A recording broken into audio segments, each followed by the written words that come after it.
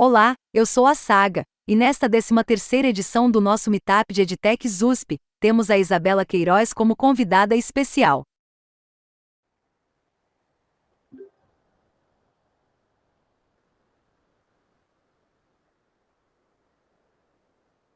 Tá gravando já, né? Aqui ainda não confirmou. Tá gravando para vocês já? Aqui pra mim tá. Já recebi a notificação também. Perfeito, então.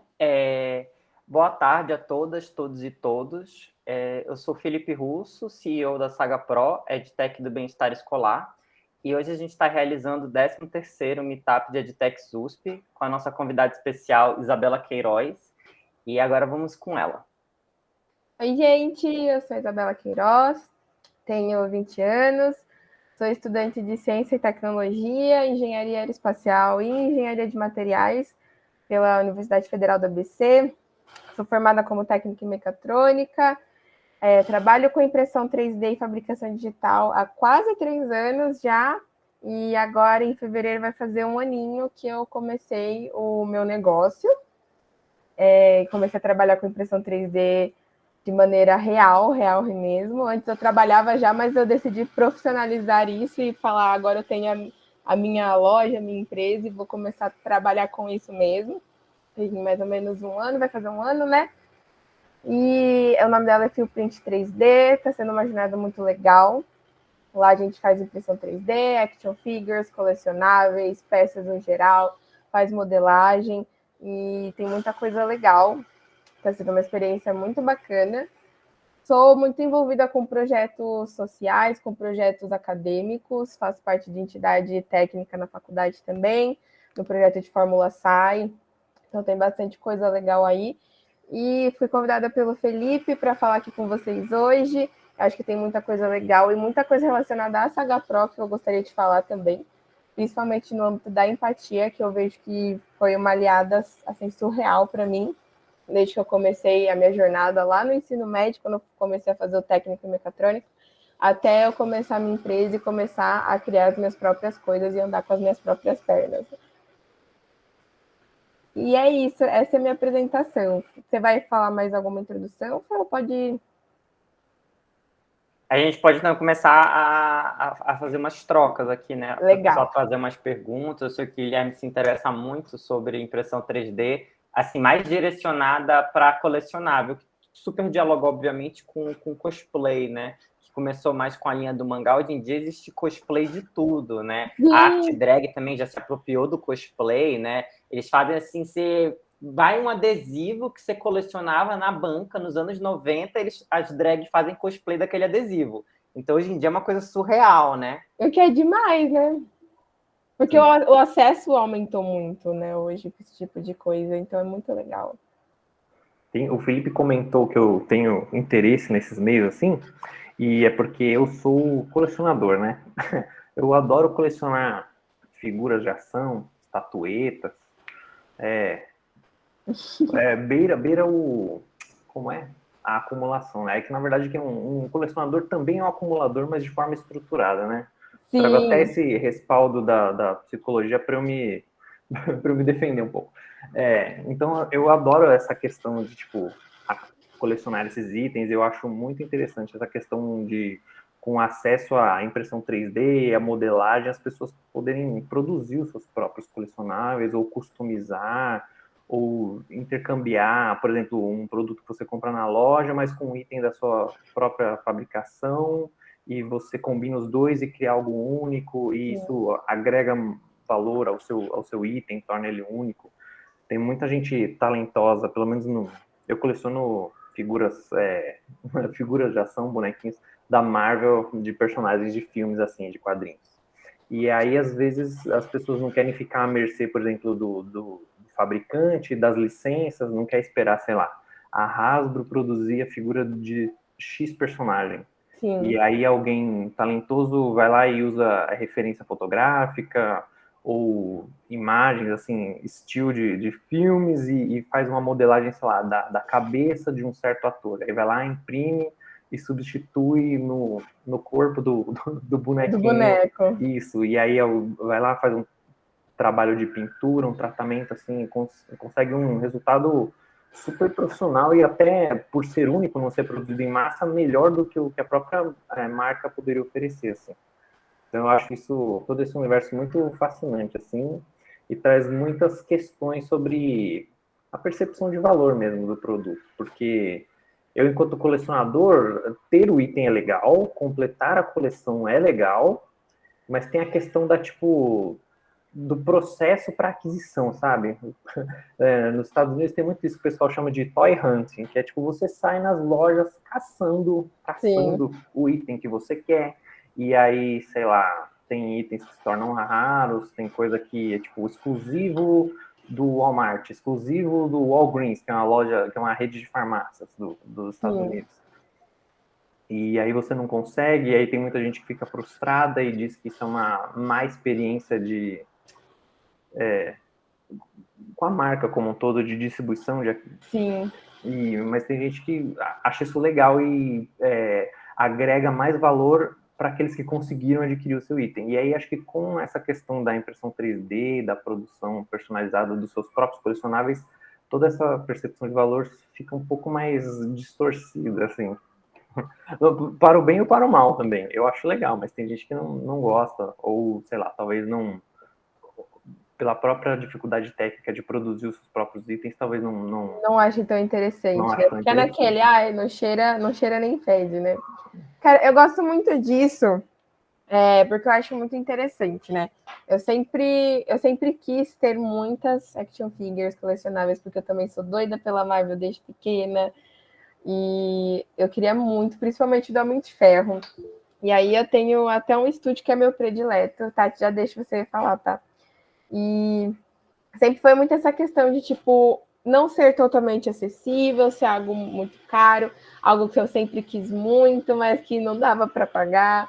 Aí ia para Comic Con, o seu ingresso da Comic Con já foi surrado de comprar, se chegar lá, ver a sua action figure dos sonhos por R$5.000, você já foi surrado, conseguir 150, né? Imagina conseguir 5.000. E aí eu comecei o técnico logo depois da minha primeira Comic Con, né? E lá foi quando eu tive os primeiros contatos com a impressão 3D. Então, quando eu descobri essa possibilidade de criar as suas próprias action figures, eu já tinha visto impressão 3D antes, mas para mim, tipo, era uma coisa dos Estados Unidos, Alemanha, gente, imagina. Eu vi na minha escola, né? Mas isso foi, de certa forma, um privilégio, porque o meu professor do técnico levou a impressora dele e deu para a escola. Então, não era uma coisa da escola mesmo. E aí eu comecei a ficar fascinada por isso e procurar. E aí eu reconheço que, cara, é muito legal.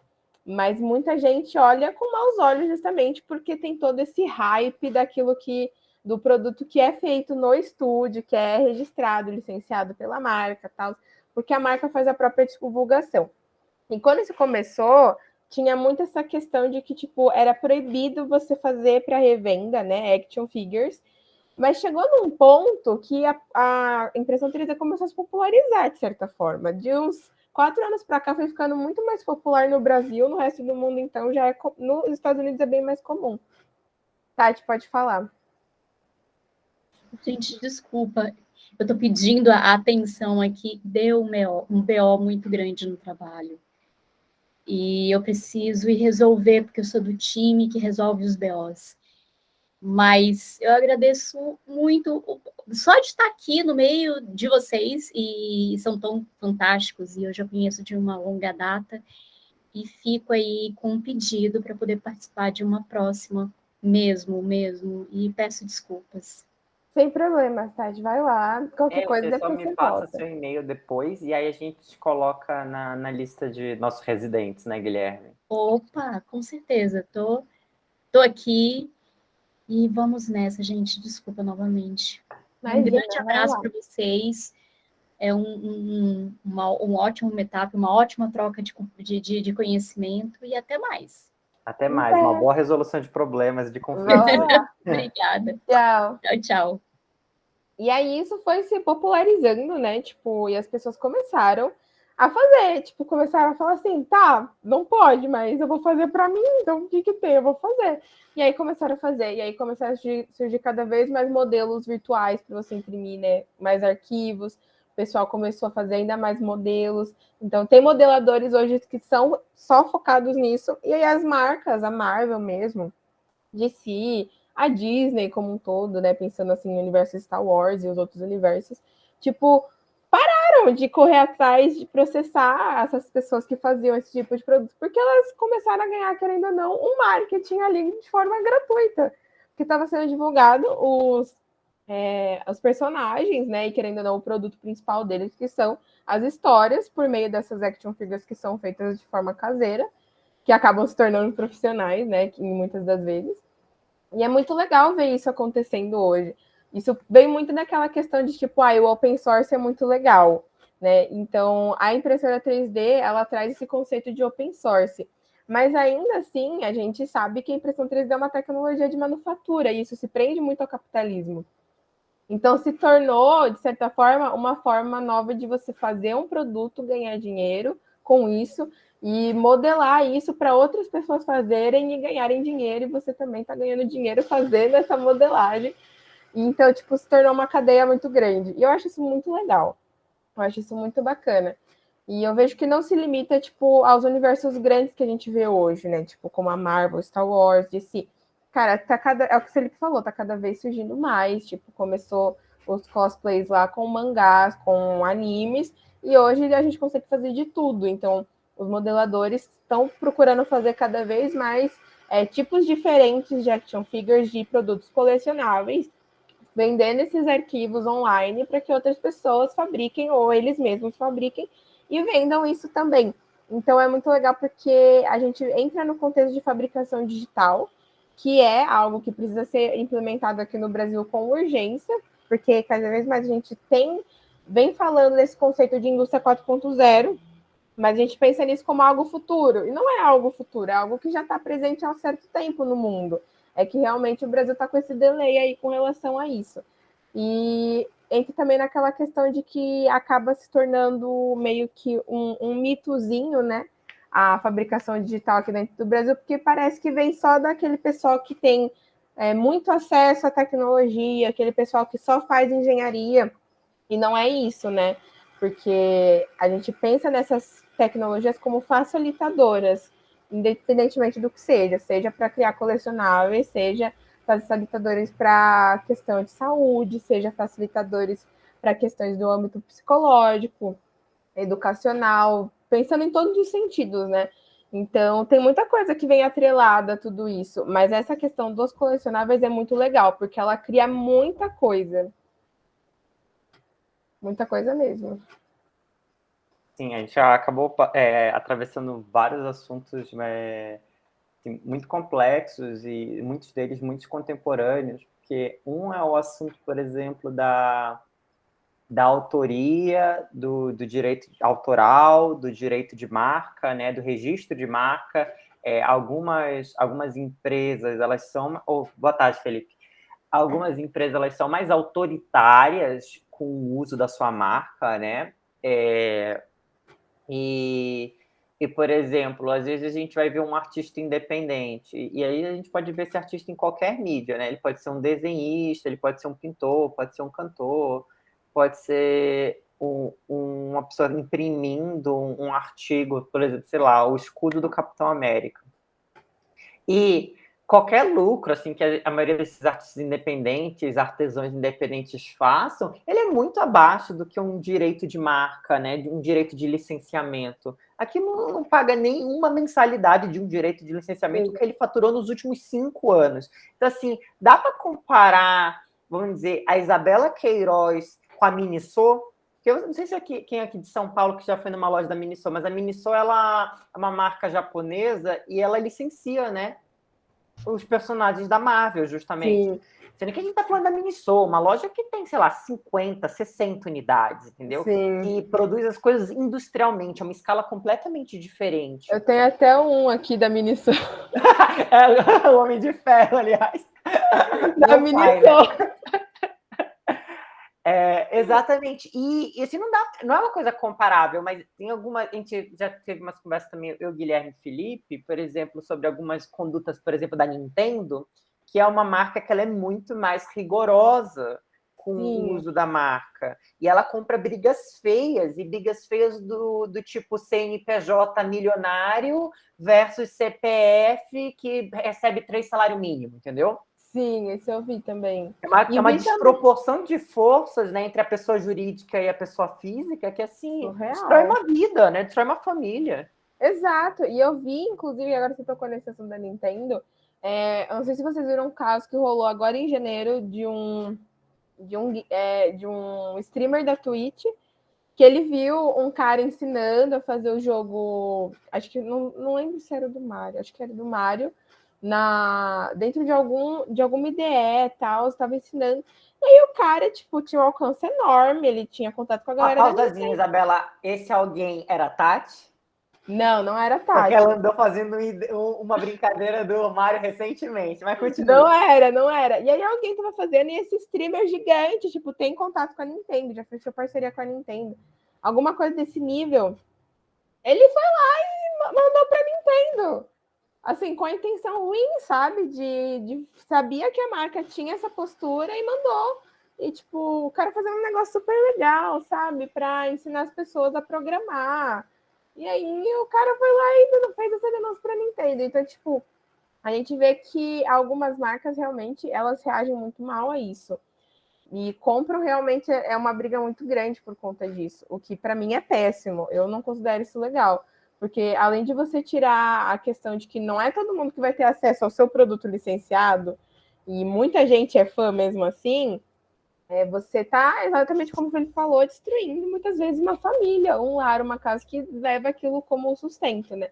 Então, antigamente era muito mais forte isso, mas acho que chegou nessa questão também de que as marcas começaram a olhar e falar, cara, vale a pena eu brigar pelos R$ 100 que o cara tá vendendo a action figure que ele fez do Homem-Aranha de 10 centímetros, sendo que eu vendo as minhas por 5 mil e eu vendo, sei lá, 10 mil por mês, sabe? Tipo, algumas marcas a gente vê que vão muito nesse meio, mas geralmente são marcas que estão cada vez ganhando mais dinheiro, né? Tipo a Disney. Cara, a Disney é incrível, né? O monopólio dela que ela tem hoje. Não dá para falar que não é um monopólio, porque tudo que ela entra, ela domina de uma forma absurda. Então, eu acho muito legal que ela tenha esse posicionamento, sabe, para esse tipo de coisa. Mas infelizmente não são todas que tem, né? Então, fica realmente bem chato.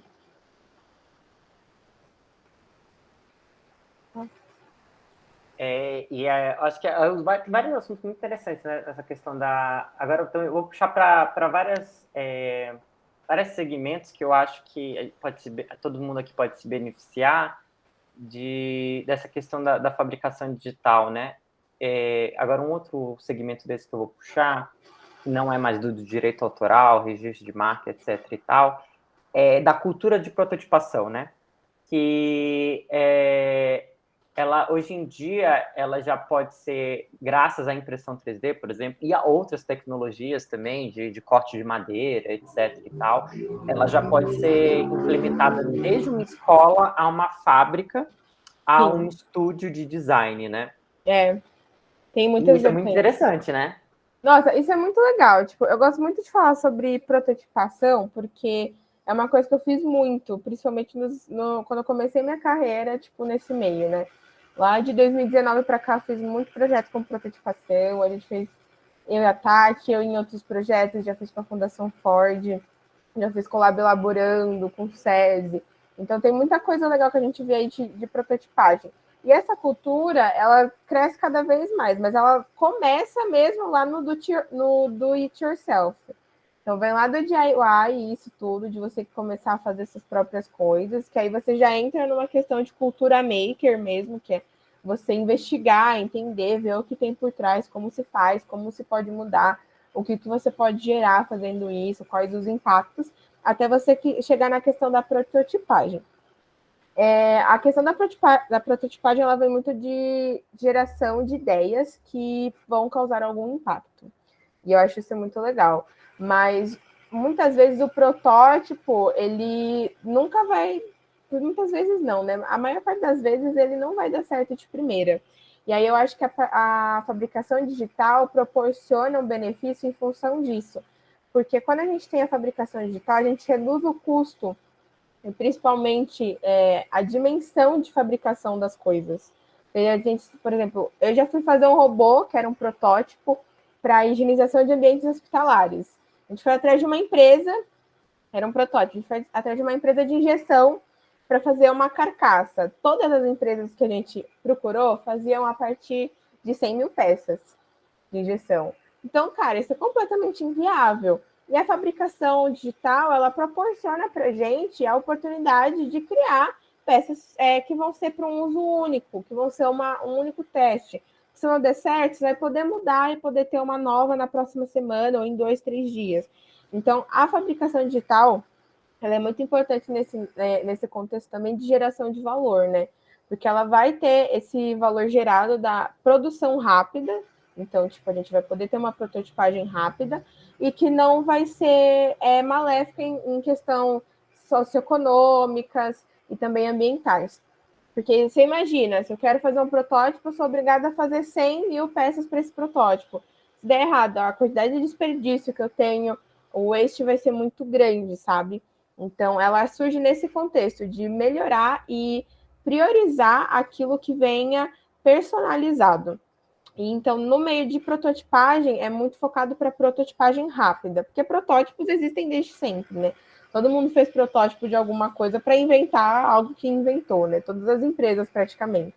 Teve protótipo de carro, teve protótipo de telefone, de impressora, disso, de aquilo. E aí a questão da prototipagem rápida é que vem atrelada com a fabricação digital. E isso vem surgindo a um certo momento que o DIY se torna popular também. Então, lá no começo do século XXI, quando as pessoas começaram a usar o termo DIY lá para 2010, 2011, né? Já não era tão no começo, mas lá para 2010, 2011, quando as pessoas começaram a usar o termo DIY, também surgiram junto a isso os laboratórios de fabricação, que são os Fab Labs. Então, vieram os Fab Labs, e aí, junto disso, a gente já começa a ver uma popularização dos usos de software que antigamente seriam só para engenharia, né, que são softwares de CAD, CAM e CAI. Então, aí a gente tem hoje FreeCAD, tem Tinkercad, tem muitos outros softwares gratuitos, tipo Fusion 360, muita gente faz uso do Blender hoje, RDWorks, que são todos softwares focados para a fabricação digital, e também para essa parte de modelagem, de criação de objetos e folhas 2D virtualmente. E aí a gente vai ter a poder proporcionar para as pessoas a fabricação digital para prototipagem rápida. Então, vem a cultura do DIY, vem os laboratórios de fabricação, vem a fabricação digital, e aí surge, então, a prototipagem rápida, que vai ser justamente idealizada depois de tudo isso que a gente já tem, toda a fabricação digital consolidada, que as impressoras 3D se tornam mais acessíveis, e é o que você falou, tipo, isso vai desde uma escola, como vai para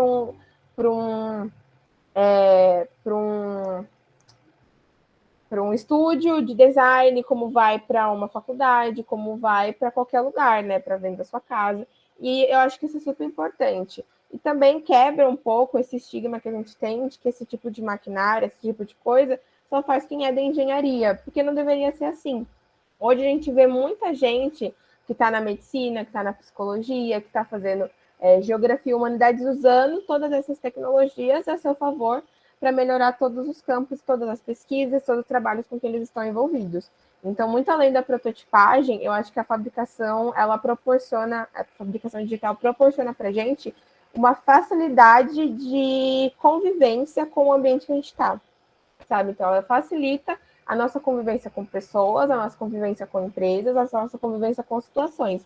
Então, você vai lá e você tem uma situação, um problema dentro da sua casa. Aí você percebe que esse problema está rolando porque alguma coisa da sua casa está quebrada, alguma coisa da sua casa parou de funcionar. E aí você pensa, putz, como que eu posso resolver esse problema? E aí você começa a idealizar isso, começa a fazer um brainstorm, fazer alguma coisa. Aí você pensa, poxa, e se eu fizesse um aparato, um equipamento, uma engenhoca, sei lá, que resolvesse o meu problema dessa forma? E se você tem esse tipo de ferramenta, que é a fabricação digital, disponível, é muito mais interessante. E a maior parte das pessoas não sabe, mas a gente tem mais ou menos 6 ou 7 Fab Labs abertos hoje livres na cidade de São Paulo, que são públicos, eles são abertos ao público, porque eles são da prefeitura. mas infelizmente o uso deles é muito baixo, porque as pessoas não têm acesso, né? Então, ela é muito boa e ela viabiliza muita coisa, mas eu acho que o acesso e a educação sobre essas coisas é muito baixa ainda. Então, as pessoas acabam não sabendo que esse tipo de coisa existe. Sim,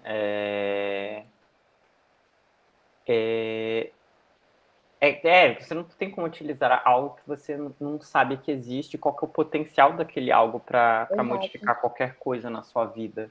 E a fabricação digital, como você estava dizendo, ela tem múltiplas dimensões, e essa questão da prototipação é só uma delas, né? Uma grande e importante delas, mas é só uma delas. Por exemplo, porque você mesmo sabe, né, que existem produtos finais impressos 3D. Então, assim, né, a impressão 3D, ela não precisa ser necessariamente uma etapa só de visualização, só de prototipação, intermediária, né? Ela pode ser também uma etapa final. Por exemplo, em medicina, eu já vi imprimirem meio que gessos de plástico para permitir que a pessoa que quebrou um braço, uma perna, consiga imobilizar aquele braço, mas ele continue respirando, a pele continue respirando, né? E pode também ter menos, como é que se diz assim, alergias, né? Em relação àquele composto, né? Pode ser mais biocompatível.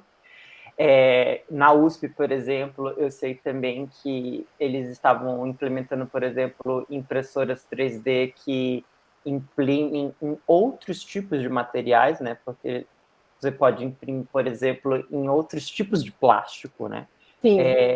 E até mesmo em outros compostos mesmo, né? Já indo para engenharia de materiais, né? Você pode imprimir em Kevlar, por exemplo, que é a substância que é a prova de balas do colete à prova de balas.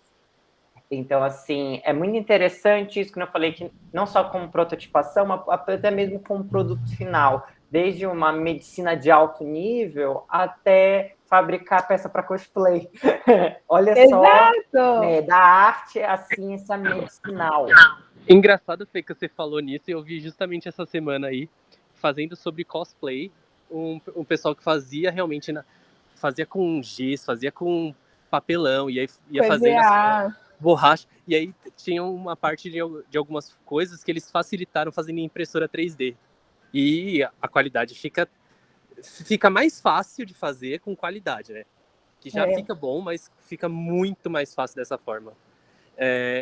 E somando nisso, tem umas coisas que eu não sei se a gente pode considerar impressora 3D. Tipo, eu tinha ouvido falar que você poderia imprimir comida em impressoras 3D específicas. Não, exatamente, eu acho que é uma ótima questão para a Isabela. Dá para imprimir hambúrguer e órgãos numa impressora? Sim, então, tem muito estudo atualmente que está sendo feito, justamente. A impressão de comida é mais próxima do que de órgãos, tá? Mas, por exemplo, já está sendo feito muitos estudos nos Estados Unidos para impressão de carne, né? Justamente porque a gente sabe que o veganismo chegou com uma força muito grande e a gente sabe a importância, né, de não consumir alimentos derivados de animais. Claro, muitos de nós consumimos, eu me incluo nisso, e não consigo abrir mão de algumas coisas. Estou tentando, mas a gente sabe que não é fácil sempre, já tentei algumas vezes. Mas, assim, é muito importante que a gente tenha essa conscientização sobre como afeta o nosso mundo a questão de a gente ter os alimentos que são derivados de animais ou que são animais mesmo. E aí, a questão da impressão de alimentos, ela está surgindo justamente nesse âmbito da carne, né? Então, sim, é possível imprimir um hambúrguer, já estão sendo desenvolvidos testes de impressão de pedaços de carne. Claro, essas carnes têm origem vegetal, mas tem a textura e o gosto semelhantes, né, ao da carne de origem animal. Então, isso já é uma realidade um pouco mais próxima, porque já estão sendo desenvolvidos estudos há um certo tempo, acho que pelo menos uns 2 anos já. Já os dos órgãos, para a escala de seres humanos, eu não sei falar para vocês o quão próximo nós estamos disso. Mas eu sei que pesquisas estão desenvolvendo a impressão de alguns órgãos e a troca desses órgãos, vai fazendo o transplante desses órgãos para animais menores, tipo os ratos, roedores pequenos.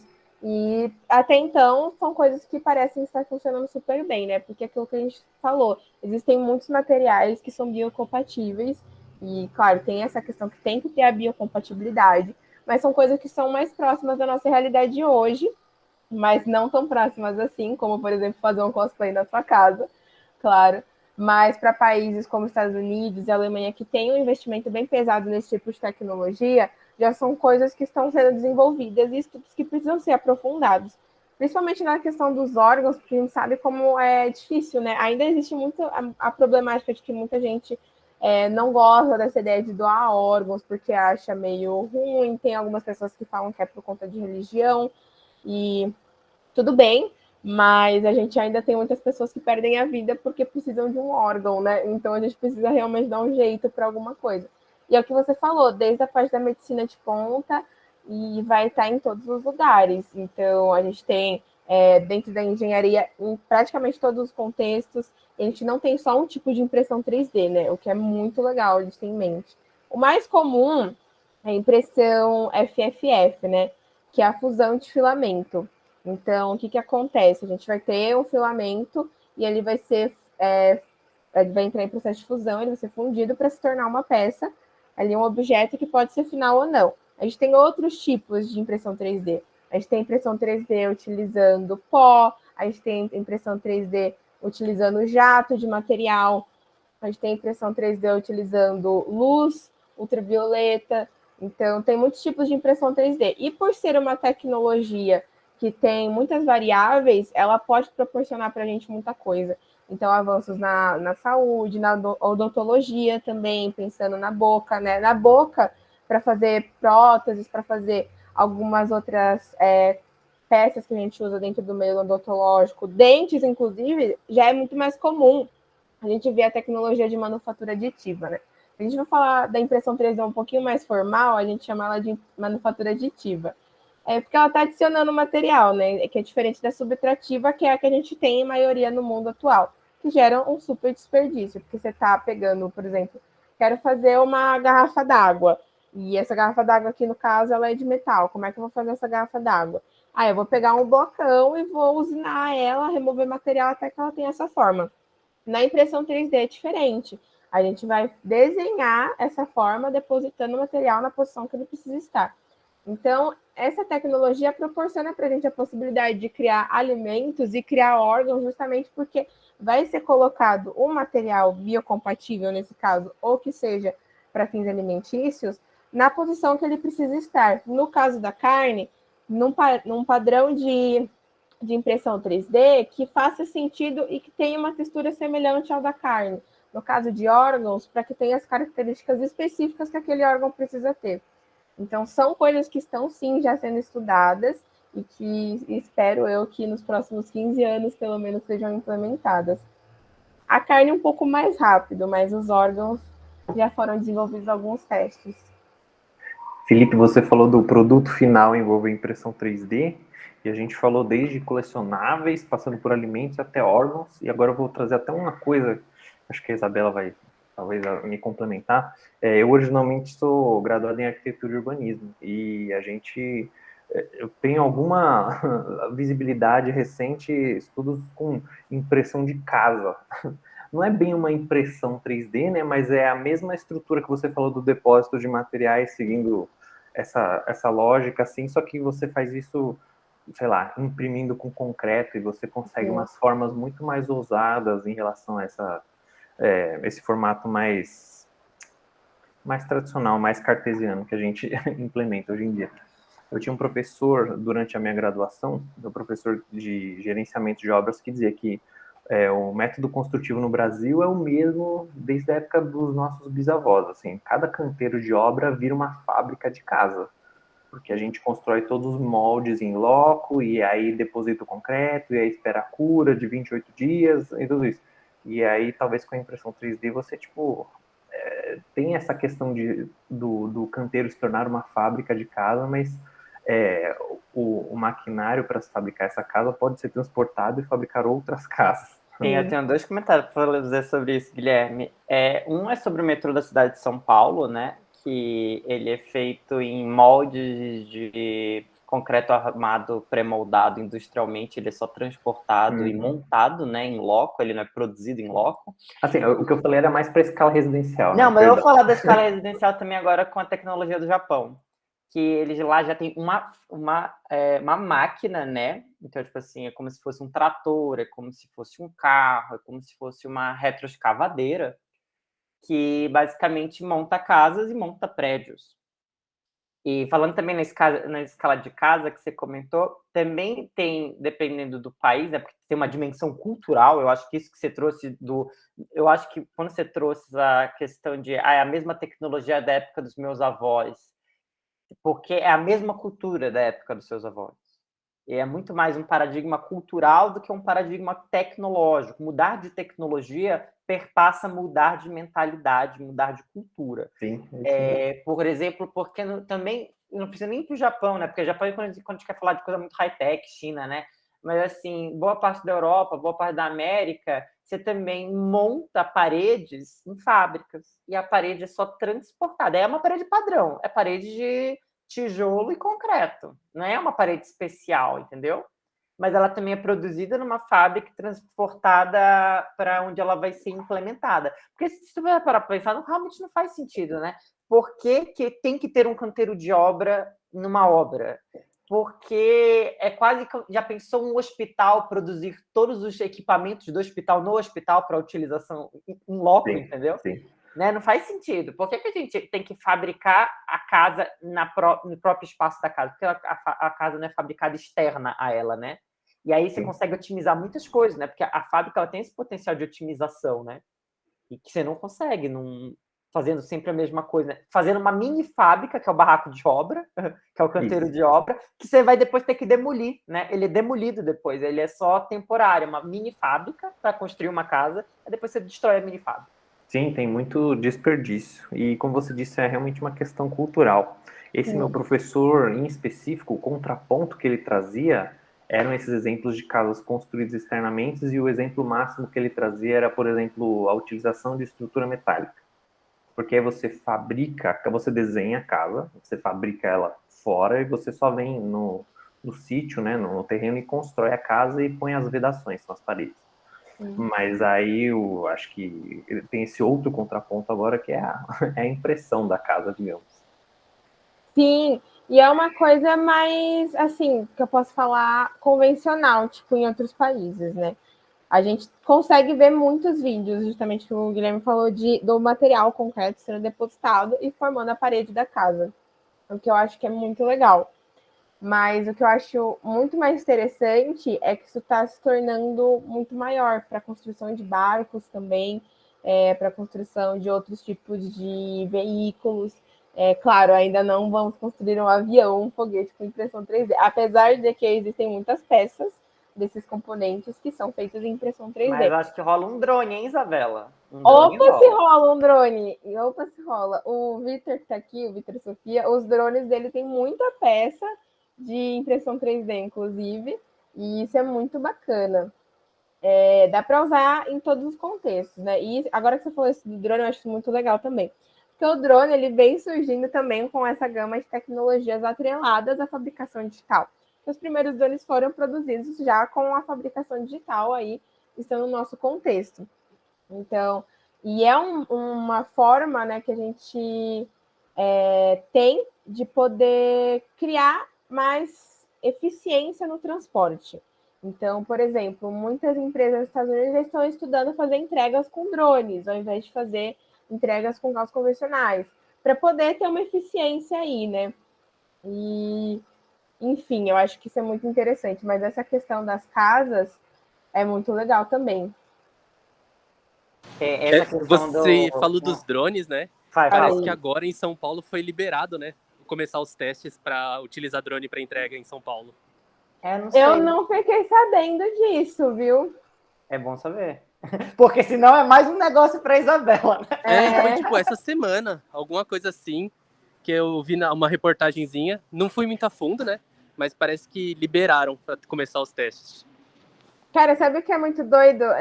Há umas 2 semanas atrás, eu fui no modelódromo de São Paulo, que é um lugar que as pessoas voam, né, com os modelos, os aeromodelos, E eu descobri que não pode voar de drone no modelódromo. Eu achei isso surreal. Mas qual que é a especificação? Como é que é? Eles delimitam isso que é vamos dizer que você acabou de falar, né? Um drone, então, não é um modelo aero, sei lá o quê, não sei. Não é um aeromodelo convencional, né? Entendi. Porque tem muitos tipos, assim, de aeromodelos, mas o drone não é um deles. Eu não sei se o Victor tá aí, mas ele sabe explicar a diferença certinho, que é mais a praia dele. Mas não pode, o que é muito doido. Olha só. Não, isso é muito doido, essa questão da legislação do aeroespaço, né? Do espaço aéreo, porque, assim, ele é público, né? Mas é público no sentido de que ele é estatal, na real. Não público de que qualquer pessoa pode fazer o que quiser. Muito pelo contrário, você não pode pegar um helicóptero e sair por aí sem licença, né? É quase como se fosse, né, aerovias, né? Sendo que o próprio conceito de aerovia não faz sentido né, na atmosfera, porque não é que nem uma via de estrada, de carro, não é uma rua, né? A aerovia ela não é uma rua. E, na verdade, por ela não ser uma rua, que ela ganha esse grande benefício, né, de que é aquela máxima euclidiana, que a menor distância entre dois pontos é uma linha reta, né? Sim. E o drone, ele permite essa linha reta. A gente não pode atravessar prédios e paredes, então sobe na vertical e faz a linha reta. E aí esse é o grande benefício de um iFood, de uma Amazon, que já chegou no Brasil de fazer entregas de e-commerce, né? E aí é aquela questão, né? Aí o espaço aéreo, né? Imagino que vão começar a estratificar o espaço aéreo, né? Drones só podem voar até não sei quantos metros, não por uma capacidade técnica, mas uma questão de segurança nacional. Porque senão sobe lá nas duas cuias, lá na Praça dos Poderes, e solta uma bomba, assim, por acaso. Então, acho que vou começar a ter essa... Porque eu falei, não, é muito mal legislado, né? Ainda não tem legislação para quase nada. E quando tiver, imagino que vai ter essas categorias de estratificação, né? Sim. Tanto da altura, quanto também da região, né? Áreas liberadas para o voo de drones e áreas proibidas para o voo de drones. Isso por qualquer motivo, né? Porque vamos pensar isso numa perspectiva, por exemplo, também de uma floresta. Ótimo para fazer a vigilância de zonas florestais protegidas por lei, mas também muito perigoso do próprio bioterrorismo nessas regiões, entendeu? Para jogar uma bomba, um material incendiário, um napalm, qual é o nome daquele outro lá? Um agente laranja, você está entendendo? Por parte, por exemplo, de terroristas do agronegócio. Mas né? Então, assim, essa legislação é muito complicado, né? Porque, primeiro que eu acho que vai vir um processo, não só dessa questão mais rígida, vamos dizer, a zona azul dos drones. Qual que é a zona azul, a zona amarela, a zona vermelha dos drones? De altura e também de geografia em relação aos meios urbanos, mas também de um mapeamento dos drones, né?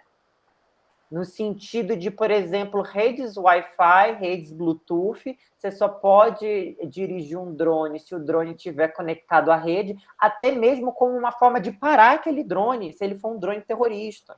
Sim. Tem muitas coisas, né, Muita que podem coisa, ser né? feitas nesse âmbito. E sabe, uma coisa que eu até pensei, tipo, também tem toda a questão do alcance, né? Porque, por exemplo, hoje a gente tem um alcance, assim, levando em consideração o iFood. Eu moro na região X, eu tenho alcance de restaurantes até a região Y. Mas o meu entregador, ele pode estar na região Z e até a Y e vir até mim, né? Como que seria essa logística com relação aos drones? É uma coisa que precisa ser muito bem trabalhada. E uma coisa que eu pensei também, né, entrando nessa questão dos drones, é a questão dos fogos de artifício. Que muita gente, pelo menos, gente, eu sempre falo, não soltem fogos de artifício na virada do ano, porque eu já vi animalzinho sofrendo, tem muita gente que tem epilepsia e sofre também com isso. E no Japão, toda vez que teria um evento com fogos de artifício, hoje são utilizados drones para poder fazer essa arte no céu, o que eu acho muito legal. Então, é tipo um monte de drone, né? Para 2, 3 mil drones para fazer aquela arte no céu. Não, que é isso que você muito acabou de legal. falar, é um novo tipo de arte, né? É um nado sincronizado aéreo de drone. Exato, nada sincronizar a área de drone. Adorei esse nome. Mas é real, é exatamente isso. E foi uma coisa, né, que, claro, a fabricação digital favoreceu muito a expansão e também proporcionou para a gente hoje.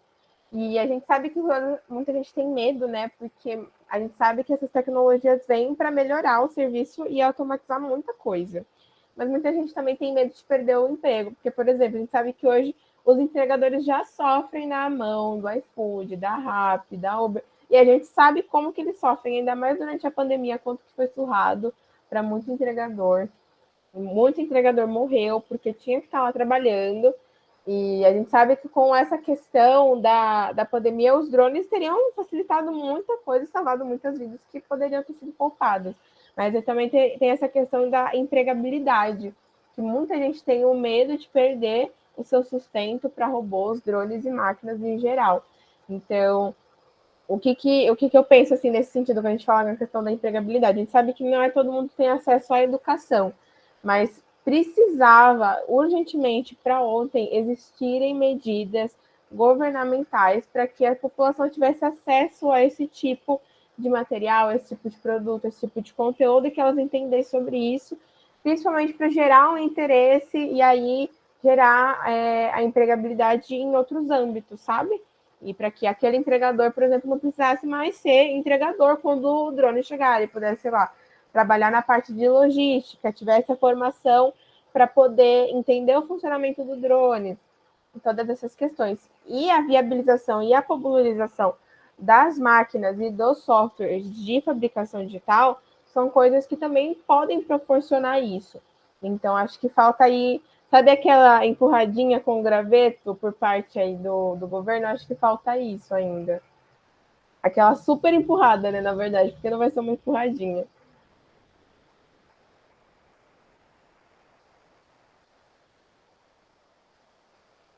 Sim, acho que é muito importante pensar nessa questão que além de empregabilidade, tem uma dimensão de seguridade social, né? A gente está falando de uma camada da população que é socialmente vulnerável, muitas vezes ela não tem sequer o conhecimento de, tá, mas se isso não der certo, para onde eu vou? Às vezes, para onde eu vou, a pessoa pensa, para a rua. Aí ela pensa, tá bom, tá para a rua não, então talvez eu vou para a Boca, eu vou para outro lugar, né? A própria visão, né, o imaginário dessa pessoa, de onde ela pode atuar profissionalmente e socialmente, é reduzido, né? Sim. E aí a gente entra numa questão de publicidade institucional, tanto de um iFood da vida, de dar capacitação para seus novos funcionários. Vai reduzir a frota. Primeiro, acho que isso tem que ser legislado de uma forma bastante delicada, tanto pela política corporativa, por exemplo, de um iFood, quanto uma política estatal. Porque, assim, você só libera drone e aí você deixa na segunda-feira de manhã o iFood ou qualquer outro serviço, por exemplo, a Amazon, que tem serviço de entrega, simplesmente demitir todos os funcionários da entrega, isso gera não só uma comoção, mas uma disrupção social muito grande. Então, esse processo tem que ser um processo assim suave, tem que ser um degradê, né? Exato. Um gradiente aí, bem, bem sutil, que provavelmente dure anos, né? Sim, com certeza. Pode ser uma mudança muito abrupta e que demande, por exemplo, já tem no modelo de negócio de um iFood da vida, que vai ter uma redução, sei lá, de 20% de custo deles mesmo, que eles façam um investimento social equivalente, ou não precisa nem ser esse 20%, uns 5% a 10%, de capacitação da própria demanda técnica que eles vão ter, de quem é que vai cuidar desses drones, você tá entendendo? Quem é que vai programar esses drones, quem é que vai dirigir esses drones, porque eventualmente sim vai ser inteligência artificial. Aí a gente entra em outra questão muito polêmica, que é a regulamentação da inteligência artificial no Brasil, né? Isso realmente é bem... não só polêmica, né, mas também como gera, como você fala, uma comoção, porque muitas pessoas têm muito medo, né? Muitas pessoas, você vai no LinkedIn, todo mundo adora inteligência artificial no LinkedIn. Mas você olha para dentro da casa da pessoa, muitas vezes ninguém na casa dela acha tão legal a inteligência artificial. Você lembra do filme Robôs lá, sabe? Então, é muito doido tudo isso também. Mas, assim, o que eu vejo de tudo isso é que as tecnologias, elas estão aí a nosso favor. A gente tem muito mais domínio delas do que elas da gente, sabe?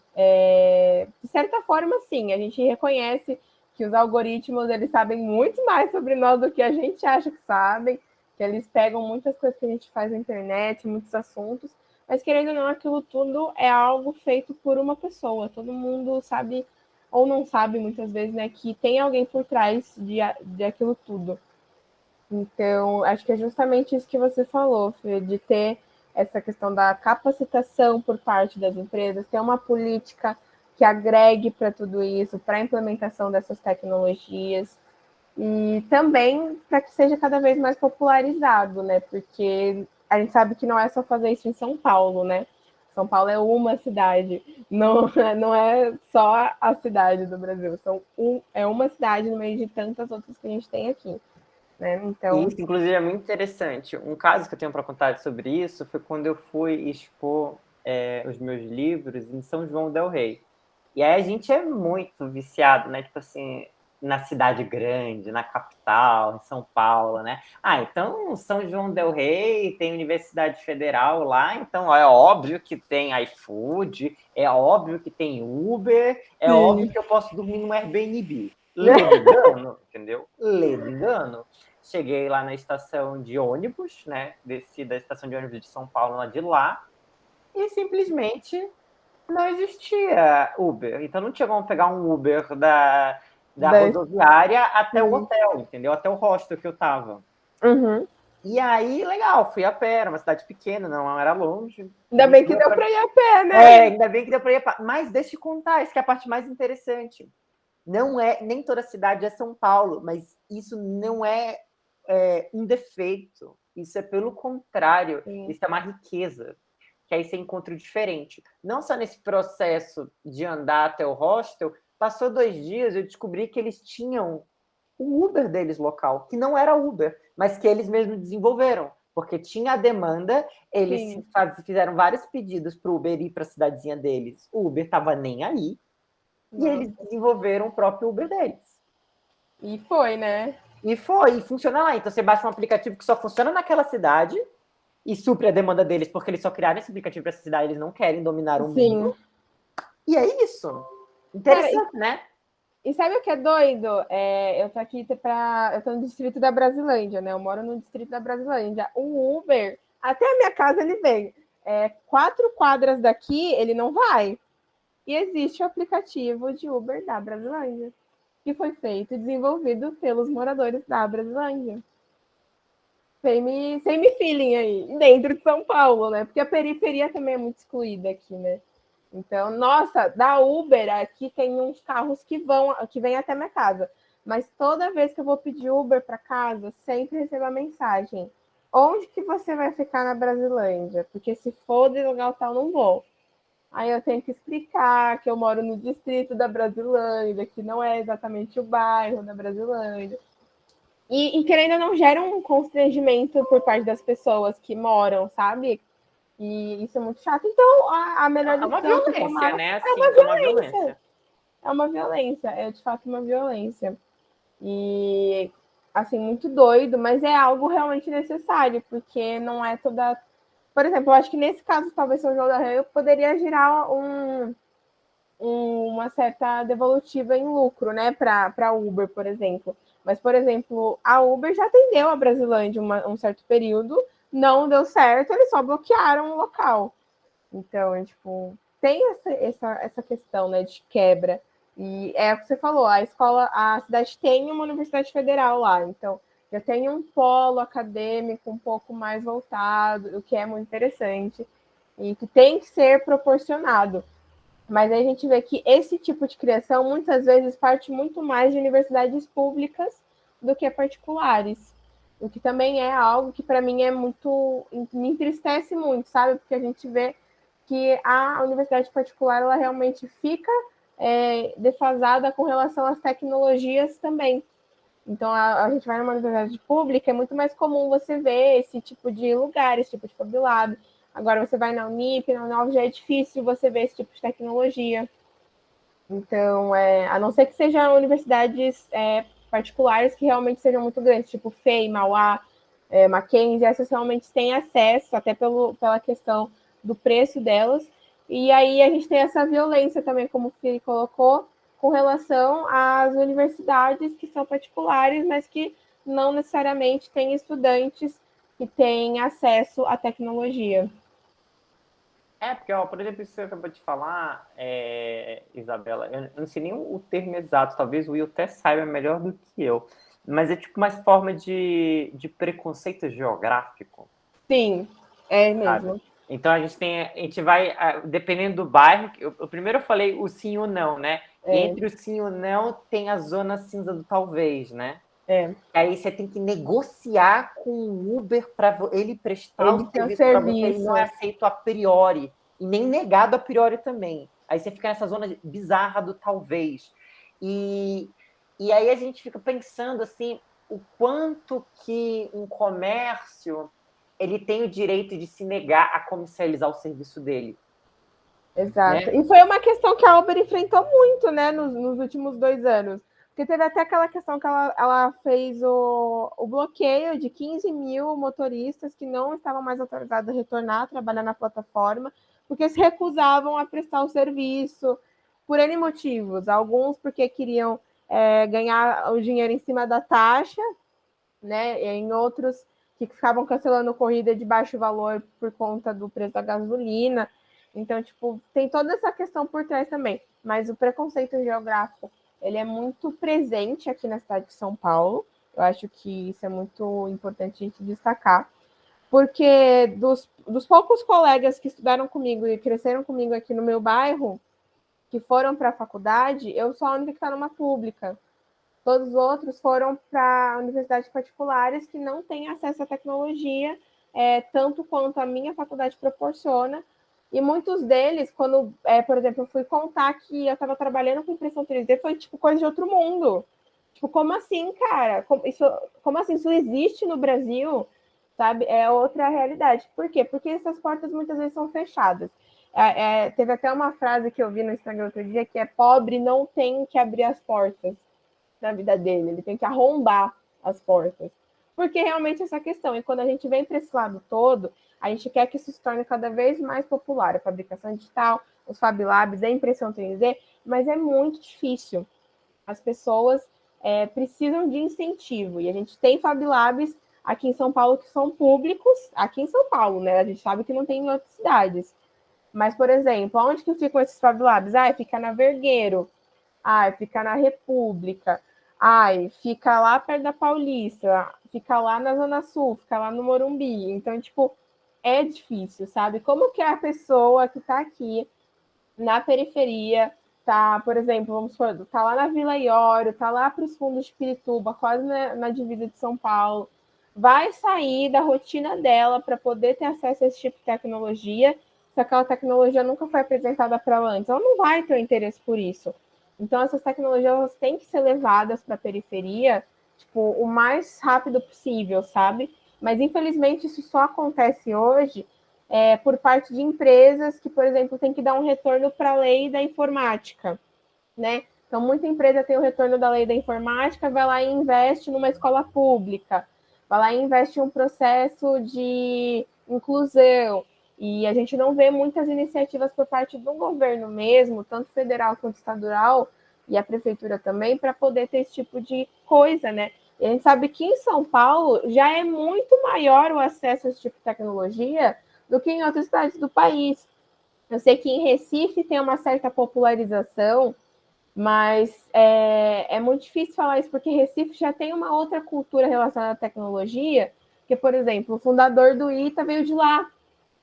Então, lá em Recife é muito forte a questão da tecnologia e da engenharia, porque tem a cultura da cidade, porque o fundador do ITA veio de lá Então, tem escolas que focam muito nisso, que são preparatórias para isso. Então, por exemplo, vamos levar em consideração esses dois polos, Recife e São Paulo. São duas cidades, né? Como é que está lá em Manaus? Como é que está no Acre? Como é que está no Mato Grosso? Como é que está no Ceará, Pernambuco, Paraíba?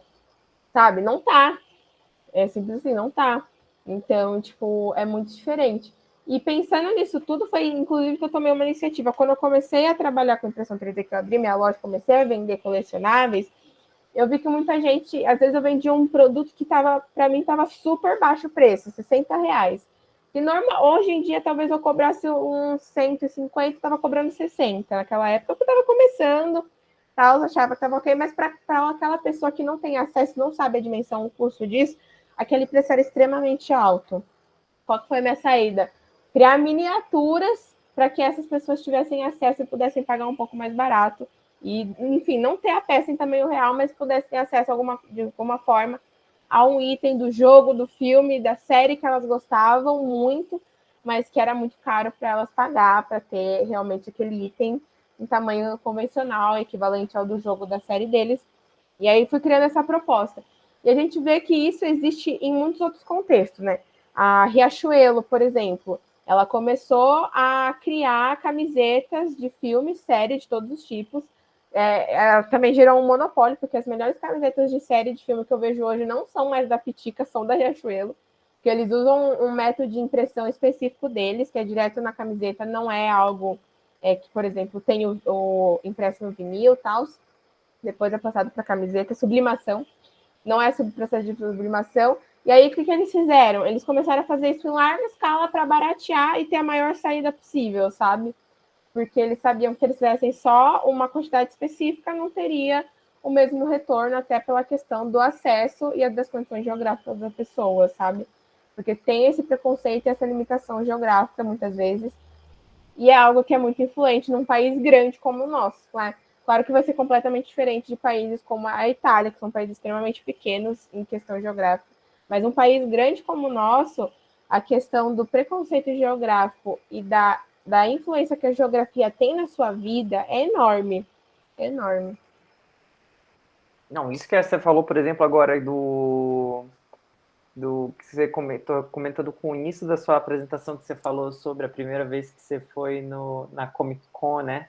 Sim. Antes de você entrar no técnico no ensino médio, agora imagina, assim, quantos brasileiros há não sei quantas décadas queriam uma Comic Con, um evento da mesma magnitude, da mesma natureza no Brasil.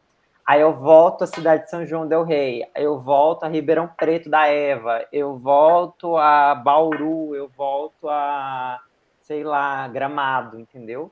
As pessoas, a gente esquece que a gente vive na bolha do paulistano, né, do paulista, que a gente esquece, tem gente que peregrina para vir fazer coisas em São Paulo. E essa peregrinação, ela tem de todas as naturezas. As pessoas peregrinam para vir comprar roupa de marcas que não tem na cidade dela. Felipe, eu ia até trazer um exemplo. Outro dia eu comentei, acho que em alguma conversa nossa, eu comentei, quando eu era mais novo e tinha meus 15 anos, eu frequentava a Comics, que era a loja de quadrinhos que fica lá na Alameda Jaú, se não me engano. Jaú. E eu falei, eu não vou lá faz muito tempo. Aí você falou, pessoal sonhava com a Comics, você falou, o pessoal lá de Manaus sonhava com a Comics, tinha gente que viajava de vez em quando, vinha para cá e levava um monte de coisa para lá. E que é uma coisa que até então era usual, e eu tava até falando com um certo, tipo, faz tempo que eu não vou lá. Era algo normal. Era bem normal, bem acessível. E isso reflete até, inclusive, nessas lojas de colecionáveis, inclusive, que aqui tem várias, né? Inclusive, na Alameda Jaú tem umas novas agora. Tem mesmo. E isso vale para tudo, gente. As pessoas vêm comprar computadores em São Paulo, as pessoas vêm para show de rock. Quando é que você vai ter a chance de ver um show do AC/DC? É só em São Paulo, Rio de Janeiro. E se você tiver o dinheiro para pagar o ingresso, né? Ingresso, viagem, hospedagem. Exatamente. Mas Eu estava falando até para quem é daqui, né? Que não é um entretenimento barato pagar 200, 250, 300 reais para ter acesso a um evento. Isso não é. Está longe de ser um evento, Não. de ser um evento barato, né? Está longe de ser dezão para entrar na balada. E aí, que nem ela falou a questão, por exemplo, aí a pessoa espera um ano para ter uma Comic Con. Ela viaja lá do Nordeste de ônibus para São Paulo, fica no hostel, vai no evento e vê um colecionável de 5 mil reais. Pois é. Tá entendendo? Qual é a demanda social pelo trabalho da Isabela? É essa demanda social, é essa dessas pessoas. E não é uma pessoa, são milhares, né? São Isso é uma das milhares. razões do sucesso do trabalho da Isabela. Exato, e foi uma coisa que cresceu muito, sabe? Eu lembro que quando eu saí do Instagram e comecei a usar plataformas de mercado online, né? Tipo a Shopee, Mercado Livre, cara, foi um boom, assim, porque eu lancei e essas plataformas muitas vezes oferecem cupom de frete grátis. E uma limitação que eu tinha de cliente era o frete para o norte e para o nordeste. Que às vezes ele queria comprar um chaveiro que era R$18, o frete dava R$68. Cara, como é que não tem como, sabe? Não bate a conta. E foi justamente isso que aconteceu. E eu acho que isso é legal, porque não só para mim, né? Como eu estou começando agora a minha empresa, estou terminando o primeiro ano dela agora. Né, já abri CNPJ, fechei CNPJ, abri de novo. Então, tipo, já pensei em desistir várias vezes, mas também como outras empresas que proporcionam esse tipo de produto, eu acho que é muito importante, né? E muitas vezes tem gente que ainda assim olham para os produtos e falam, nossa, que caro. Muitas vezes por uma certa ignorância de não saber realmente o preço desse tipo de produto. Porque, por exemplo, eu vendo um colecionável a R$280 de um jogo. Eu sei, eu já fui olhar, esse item nem existia para comprar ainda do jogo. Eu que desenhei, modelei, fui lá imprimir. Eu fui a primeira pessoa a fazer, graças a Deus. E aí, depois de um certo tempo, a empresa do jogo mandou para influenciadores de uma outra marca. Eles encomendaram de uma outra marca várias dessas peças que eu fiz originalmente e mandaram para influenciadores. Teve até uma galera que foi comentar, a Isabela fez primeiro, sei lá o quê. Fiquei feliz com o feedback da galera. Mas aí depois eu fui ver dessa empresa que eles contrataram, eles estavam cobrando 900, 800 reais da peça, que normalmente eu cobrava 280. Então eu fiquei, cara, tipo, é muito doido, né? Porque a gente tem um preço que já dá um certo lucro pra gente, mas a gente não pensa justamente nessa margem, porque eu vejo que quem começa a fazer colecionável, muitas vezes é porque queria ter e não pôde comprar, ou porque até podia comprar, mas achava muito difícil pagar 5 mil reais em um colecionável todo mês.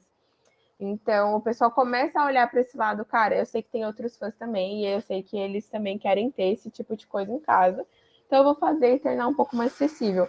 Mas também tem a questão que tem uma galera que tem uma certa malícia, que eu já vi, por exemplo, artista 3D fazendo uma peça linda, maravilhosa, 60 centímetros de altura, um gavião da DC, lindo, lindo, lindo, lindo, 60 centímetros, tinha uma base enorme, cheia de detalhes, pintado à mão, levou 5 meses para fazer, vendeu por R$400, era um valor muito baixo, não era um valor aceitável para aquela peça, mesmo sendo feita caseira, era uma peça extremamente bonita, profissional, e aí a pessoa que comprou essa peça vendeu por R$9 mil.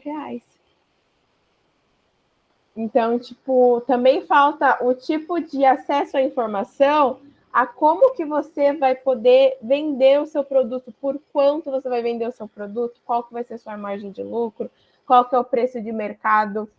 Tem coisa que você resolve em 5 minutos dando uma pesquisada no Google, mas tem coisa que você não consegue achar no Google. Então, como é que você... Eu acho que um ótimo exemplo de uma coisa que você não consegue achar no Google foi o que você falou. Não sei, pode ser de qualquer jogo, vamos dizer assim, que é um personagem novo de League of Legends. E aí tem um báculo lá. E aí você modelou você mesmo o báculo e você imprimiu o báculo que você fez. Gente, não tem esse báculo na internet. Como é que você sabe o preço? Exato. Claro, como é que você, Isabela, precifica isso, né? Aí você quer tornar acessível, mas você tem que quantificar o seu trabalho, você tem que dar um valor para a sua hora de trabalho, de material, de tempo de impressão, porque a gente, nessa conversa de talvez de manufatura doméstica, domiciliar, né, local, a gente esquece que, por exemplo, no trabalho da Isabela não tem só uma dimensão de eu vou deixar aí a impressora 3D rodando, vou tomar um sorvete, ver um seriado, e aí a peça vai estar lá colorida, pintada em tinta dourada, já está lixada, né? Sabe, não é assim que a coisa funciona. Tem uma dimensão de artesania, né? Tem. E sabe que é muito doido que você tocou nisso agora, que você falou de fazer as coisas manufaturadas dentro de casa. É doido porque quando você vai abrir CNPJ, você trabalha com impressão 3D, você tem que colocar que você é um artesão independente em plástico. Só que pela lei, você não pode ser um artesão independente em plástico com endereço domiciliar.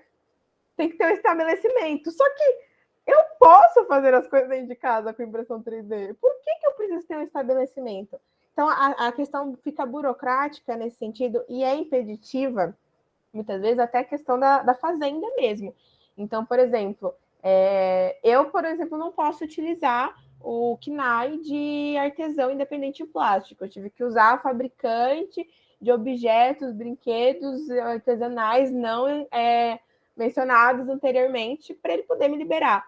Por quê? Porque eu estou manufaturando algo em casa, mas eu não preciso de um estabelecimento. Não é uma necessidade para mim hoje. Vai me custar algo que não é necessário porque eu trabalho com venda online. Então, por que eu vou abrir um estabelecimento agora se não é necessário? Não vai me gerar um novo público, não vai me gerar... Não tem essa demanda, né? Enfim. Mas ainda assim é um impeditivo. Então, muitas vezes as pessoas estão fazendo isso, estão se profissionalizando, estão começando a crescer com a impressão 3D, e aí surge um projeto super grande, só que aí você precisa emitir uma nota fiscal. Só que aí você não pode abrir dessa forma. Só que aí você não pode fazer daquele jeito. E aí precisa de aprovação disso, precisa de aprovação daquilo, fiscalização disso, fiscalização daquilo. Então, às vezes, até esse processo é impeditivo aqui no Brasil. E eu vejo que no resto do mundo, não. Essa questão de KNAI e o que você pode abrir como MEI, o que você não pode abrir como MEI, né? O Guilherme, ele teve muita dificuldade também de abrir a MEI dele. Né? Todo mundo brigando com a prefeitura, gente, para abrir Exatamente. Exatamente. Não, mas justamente porque a categoria que ele queria não tinha, e aí teve que pegar uma categoria prima, irmã, tia, ramificada, avó de terceiro grau, entendeu? Isso. Exatamente. Enfim, para atuar no meu segmento, que eu disse que eu originalmente sou formado em arquitetura e urbanismo, mas é uma prática de mercado a contratação de prestadores de serviço, né? Não de carteira assinada. E a gente vai entrar num outro universo que acho não vale nem a pena abrir essa porta, né? Mas, enfim, e não existe, né, dentro das categorias uma abertura de uma empresa MEI para um arquiteto. E nem para designer, inclusive. E aí a gente vê as brechas do tipo fotografia. Fotografia não tem mais, viu? Olha só. Saiu esse mês. Entendi. Olha só, porque a Isabela pensou tanto em designer quanto em fotografia. Olha só. Saiu esse mês, tá? Gente, eu tenho um amigo fotógrafo e a reclamação né? dele foi esse. Ele foi emitir uma nota 2 semanas atrás e ele descobriu que o KNAI dele foi anulado. Nossa, a minha dúvida, eu vou ter que pesquisar isso, porque, bom, enfim. Enfim, né? Pois é. Não, que louco, né? E para que isso? Para empurrar a pessoa para abrir uma microempresa, né? Uma Eireli, sei lá. Que já tem uma tributação mais cara, que já existe exige um endereço comercial e todo um mundo já de coisinha. Já inviabiliza tudo de novo, né? Então... aí aumenta a barreira, né? Na verdade, agora o muro cresceu 1 metro para cima. E aí, nós falamos justamente sobre isso, né? Sobre barreiras geográficas, barreiras tributárias, barreiras contábeis, barreiras legais. Sociais, né? Ficam entre o resto do mundo e a gente, né? Para a gente fazer uma empresa, um empreendimento, umas coisas híbridas que nem a Isabela faz, gente, já falei, vocês imaginam a quantidade de habilidades multi e interdisciplinares que demanda, você tá entendendo? É uma modelagem 3D, e aí depois é um equipamento, tem que entender, porque não é porque você modela 3D que você imprime 3D, né? São 2 coisas bem separadinhas, assim. Então, conversam, mas são coisas bem separadas. Aí você tem que fazer todo esse processo de impressão 3D, que aí já começar a lidar com o físico, né? Aí tem todo um processo de artesanato que sabe Deus como a Isabela aprendeu, se ela aprendeu via vídeo no YouTube, né? Como é que a pessoa, sabe, aprende tudo isso? Né? Exato, como é que a pessoa aprende? É real. Eu, no meu caso, é desde pequena, gente. Eu sempre gostei de pintar, desenhar, então sempre para mim foi um pouco mais fácil. Mas uma coisa que eu sempre vejo é que a prática leva à perfeição. Então, toda essa parte de lixar, principalmente, é uma coisa que eu não fazia.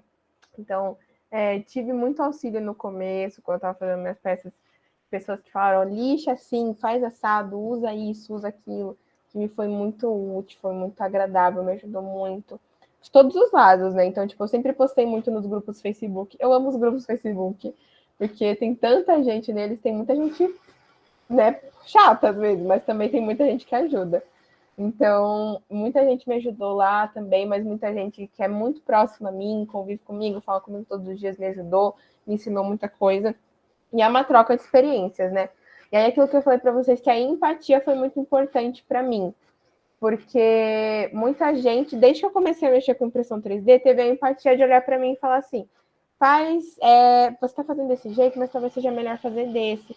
É legal essa sua ideia, mas faz desse jeito aqui que vai ser melhor. Então, isso foi muito importante para mim. E também a questão de você entender que não é todo mundo que vai ter acesso ao seu tipo de produto e não é todo mundo que vai ter acesso àquilo que você tem e às informações que você tem. Por exemplo, aconteceu hoje de manhã isso.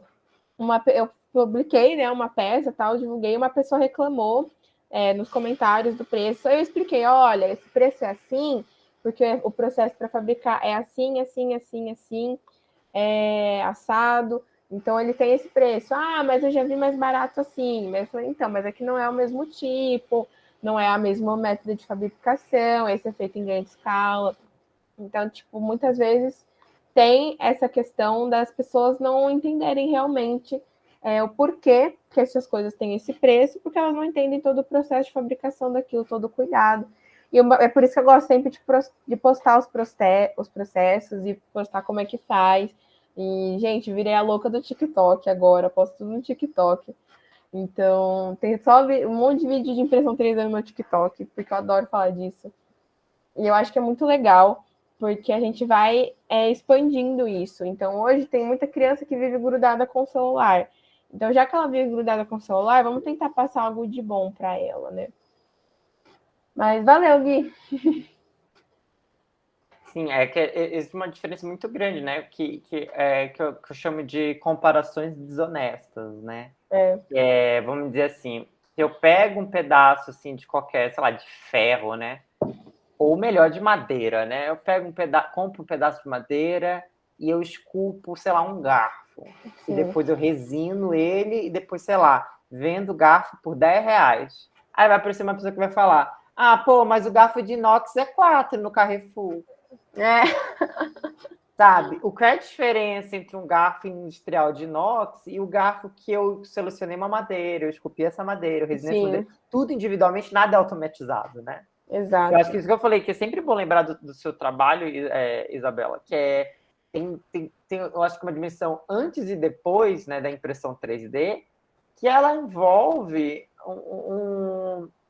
envolve subjetividade, envolve mão na massa, né? Que eu falei, para você modelar uma peça 3D. Você acha que eu falo, computador, modele uma roda para mim? Aí ele vai modelando, a inteligência artificial está avançada, assim. Tá, né? Lá, já fez. Só que não é assim, você começa o quê? Ah, me dá um cilindro, vou seccionar o cilindro com um plano. É assim, é um manual digital, né? Sim. E depois ainda, que eu falei, depois de imprimir, você ainda vai ter que remover daquele substrato, lixar, aparar, isso, aquilo, pintar, esperar secar.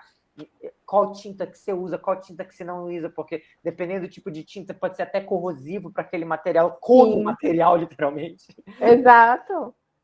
E é muito doido, porque às vezes tem coisas que até eu aprendi assim, testando mesmo, né? Eu lembro quando eu comprei a minha primeira lata de pasta plástica, com aquela que vem com catalisador, que você tem que mexer para preencher buraquinhos e tal, fazer um acabamento um pouco melhor. E aí, eu sempre uso copo descartável, né, nos meus processos. E assim, isso é uma coisa que eu já sabia, e depois que aconteceu isso, eu me senti a pessoa mais idiota do mundo, porque eu já sabia que isso poderia acontecer. Eu só não me atentei. Sabe quando você só vai fazer? Eu falei assim, não, eu vou testar aqui, estava animada. peguei, coloquei a pasta lá, coloquei o catalisador, comecei a mexer, e, cara, é uma reação por catalisação. O que aconteceu foi que aquilo esquentou e derreteu o meu copinho de plástico descartável. E aí, quando eu olhei pro chão, o meu chão tava uma poça de pasta plástica no meu chão. Eu fiquei, gente, eu não fiz isso. Eu falei, não, eu não fiz isso. Eu não coloquei a pasta plástica com um catalisador num copo descartável. Eu achei que tava tudo bem. E depois eu falei, cara, eu já sabia, mas tem coisas que a gente nem sempre lembra, sabe? E são experiências que vão trazendo pra gente. E eu sei que a minha loja me trouxe muita experiência, sabe? E me traz muita experiência, e eu espero que daqui 5 anos eu possa falar novamente, me trouxe muito mais ainda. Mas é muito gratificante ver, sabe, onde eu cheguei. E eu gostaria que outras pessoas também pudessem chegar todos os dias, sabe? A experiências novas que sejam gratificantes e que as deixem felizes com a realidade delas.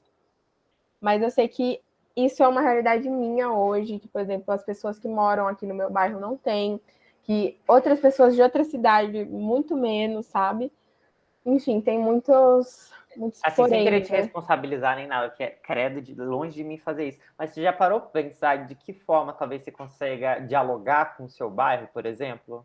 Sim, Assim, ainda fazendo o que você faz, né? Não tipo assim, abre mão do que você faz e vai ver entregar sopa de graça debaixo da ponte. Não, não que você não possa fazer isso também, mas a questão sim, de que eu falei, com o seu trabalho mesmo, você conseguir dialogar com a comunidade da Brasilândia. sim, isso é uma coisa que eu sempre penso muito, né? Eu sempre falo. 2 anos atrás, eu fui gravar o Conexão Maker, que é um programa do canal Futura, lá na Favela da Paz.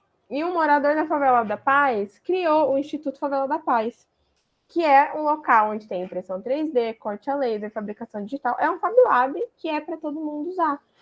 Todo mundo daquela região usar. O que eu gostaria de fazer é desmistificar justamente essa tecnologia aqui. Então, por exemplo, comecei falando para alguns amigos, depois falando para amigas da minha família, amigas da minha mãe, pessoal que mora, é dono de comércio aqui no meu bairro, vou contando, vou falando um pouquinho. Muitas vezes o pessoal fala assim, essa garota é doida. É o que eu mais ouvi, essa garota é doida, gente, as coisas que ela fala. Mas é uma forma da gente desmistificar, né? E indo falando devagarzinho. O que eu gostaria de fazer é ter a oportunidade de construir algo assim, porque eu sei que você dando acesso a esse tipo de tecnologia, você muda a realidade do lugar. Então, da mesma forma que estar numa escola técnica mudou muita coisa na minha vida, eu gostaria de trazer isso para cá, para mudar a realidade de muita gente que está aqui também. Mas por aqui eu já fiz algumas coisas, já para vizinho meu, já fiz aqui para parente, para vizinho de sei lá quem, primo de vizinho, então sempre rola algumas coisinhas assim. Mas a galera que estudou comigo, principalmente, que são as pessoas que mais vêm, né, as redes sociais estão aí, então a gente mantém contato, são as pessoas que mais vêm, elas ainda têm um certo, assim, tabu com esse tipo de coisa, porque não é comum, convencional, mas elas já conseguem entender bem melhor, porque são introduzidas, e eu espero que eu esteja fazendo um bom trabalho com relação a isso nesse âmbito, sabe? Sim, imagina. E uma coisa, por exemplo, que pode ser uma possibilidade de sua para o futuro é conseguir, não sei, acessar algum tipo de verba edital para fazer workshop, né? Workshop Sim, em escolas, workshop em espaços culturais, né? E sem ser necessariamente espaços culturais mais privilegiados no centro, na Zona Sul, mas exato. nas próprias regiões periféricas mesmo, né? Dos bairros mais afastados, assim, que eu acho que já, que eu falei, eu acho que o ideal, eu passei essa conversa inteira pensando nisso, que assim, o ideal do ideal mesmo era cada distrito ter seu Fab Lab, né? Simples Sim, assim. E aí, isso e ainda se articular com políticas juntos, né? As outros instrumentos e aparelhos culturais da região, como museus, galerias, escolas, centros de pesquisa e institutos, né? Mas como isso está longe de ser uma realidade, acho que é uma coisa muito mais plausível, eu falei, são workshops, né? sim. E desde que você esteja aberta e também tenham outras instituições abertas a dar fomento a isso, né? Eu acho que seria uma boa, porque uma coisa que a gente não falou muito, mas é o potencial de todo dessa questão da manufatura aditiva e da impressão 3D e da modelagem 3D de ser de uma ferramenta pedagógica da educação básica mesmo, né? Sim. Não precisa ser, meu Deus, é porque eu faço arquitetura na USP, Não, entendeu? tem que Porque eu ser faço algo da engenharia no educação básica. FABC, né? Tem que ser da educação básica, isso que você falou é real, tem que ser da educação básica. E a gente espera que comece a ser assim, né? A gente tem que ver os próximos capítulos dessa história. Com o pessoal do FabLab Livre da Prefeitura, a gente tem bastante essa... É uma briga, né, de certa forma, para que isso comece a sair do FabLab da Prefeitura e comece a entrar também nas escolas municipais. Existe ainda uma certa dureza, né, com relação a esse assunto. O pessoal não gosta muito, né, porque fala, mas demanda muito tempo, demanda muito isso, demanda muito aquilo. Mas é uma discussão que a gente já tem há alguns anos. Né? Quando eu conheci o pessoal do FabLab da Prefeitura, foi pela Tatiana, inclusive, a gente já tinha essa conversa, e essa conversa segue até hoje. Com a pandemia esfriou muito, não dá nem para mensurar o quanto, mas a gente espera que assim que as coisas voltem ao normal, a gente retome tudo isso, que a gente possa introduzir isso cada vez mais. Existiam muito mais FabLabs abertos antes da pandemia, muitos deles fecharam. Existiam muito mais casas de cultura também, né, antigamente na cidade, hoje a gente tem poucas, mas são coisas que são extremamente necessárias, sabe? Não só na questão da fabricação digital que a gente tem que pensar, mas na questão cultural também. Questão de saber sobre filosofia, sociologia, que são disciplinas que ensinam sobre cultura, que ensinam sobre a nossa sociedade, e também o retrato da nossa sociedade, que muitas pessoas não sabem realmente fazer, não sabem definir um retrato para a nossa sociedade hoje. E isso diz muito do porquê elas não sabem também o que são essas tecnologias, que elas realmente estão mais próximas do que elas pensam. Então, tudo é muito ligado, né? Mas eu acho que, para concluir, seria mais ou menos isso. Ivana, Will, Vitor, Marcos, Felipe, vocês gostariam de fazer alguma pergunta para a Isabela? Querem saber mais de alguma coisa?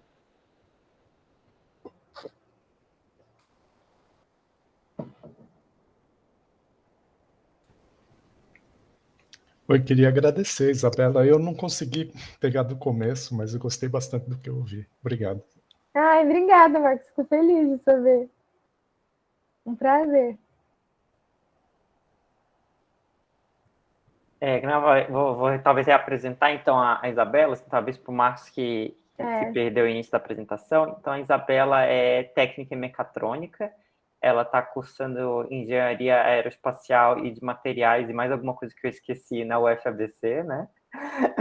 E ela tem essa empresa, a Fieldprint 3D, que ela faz manufatura aditiva, né, para a produção de artigos colecionáveis. Isso. Talvez você possa mandar aqui o seu arroba no seu link. É verdade, eu vou mandar o link, acho que é melhor, né? Uhum.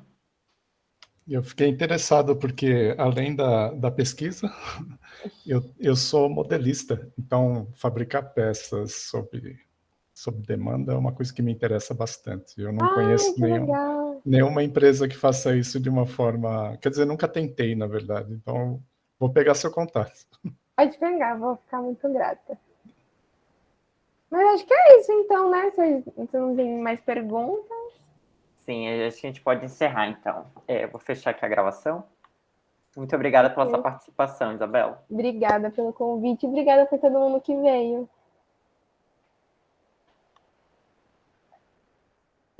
Nós agradecemos a convidada Isabela Queiroz, ao apoio do CETEC, e estendemos nosso agradecimento a todos que assistiram nosso meetup na íntegra. Saga Pro, venha viver essa saga conosco.